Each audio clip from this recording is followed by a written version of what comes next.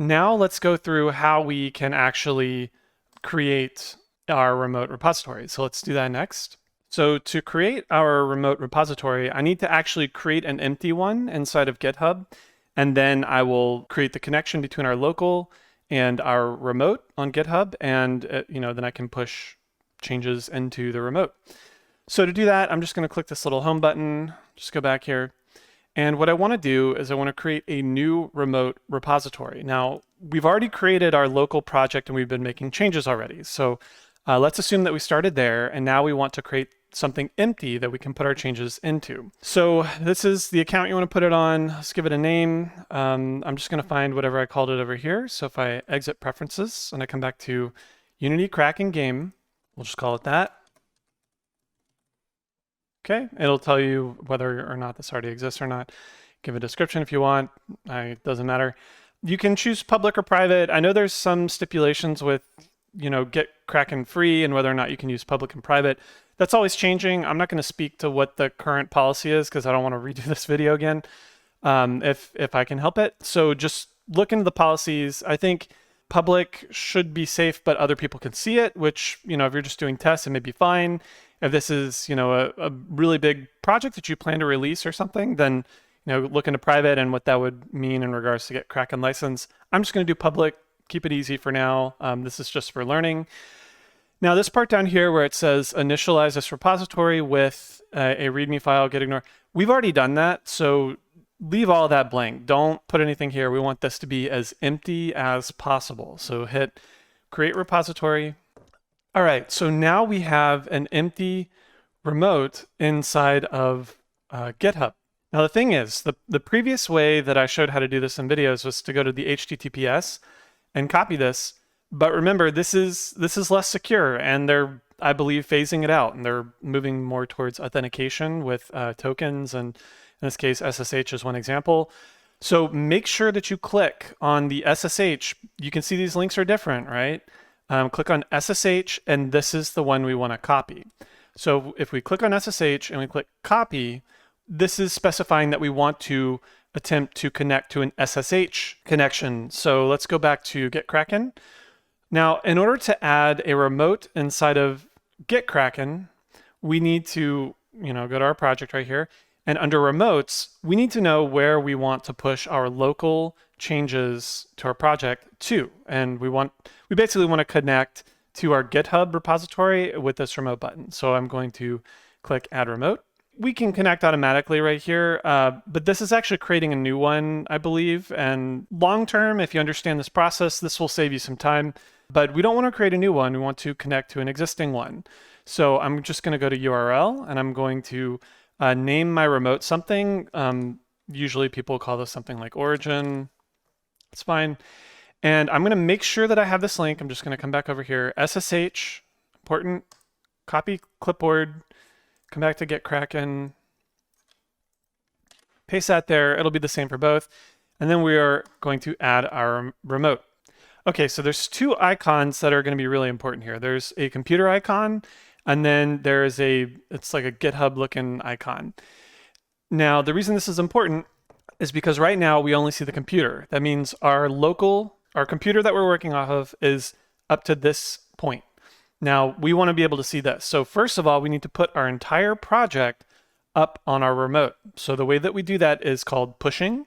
So, we made our commits, and at this point, we want to push this, like everything up to here, up to our remote. So I'm going to click push. And you can see that it's trying to specify what branch and what. Don't worry about this. Just click submit. And you can see now we have this icon. This means that our remote and our local are up to date with each other. Now, if you got an error down here, it means that it could not make the connection. And that is probably something having to do with your key. So if you need to, you go back into preferences and you can try to set that up again. If you go to SSH over here, this is the more custom way to do it. If you go to integrations, it'll tell you whether or not your key is on GitHub. You may need to go through that part again to make sure that you're set up. Sometimes some doesn't work out or you miss a step or whatever. Repeat that part of the video and make sure that it's set up and walk through how to do that.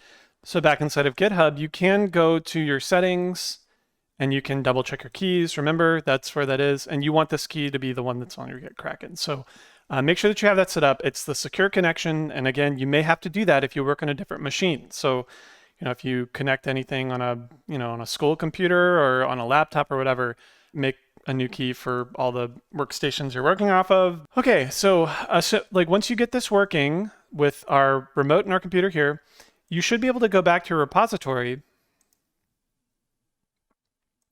Here. So if I go to Unity Kraken game, you can see, like, I can see all the changes from my project up to this point. So I haven't done much, but I can now see all my changes remotely on my remote repository.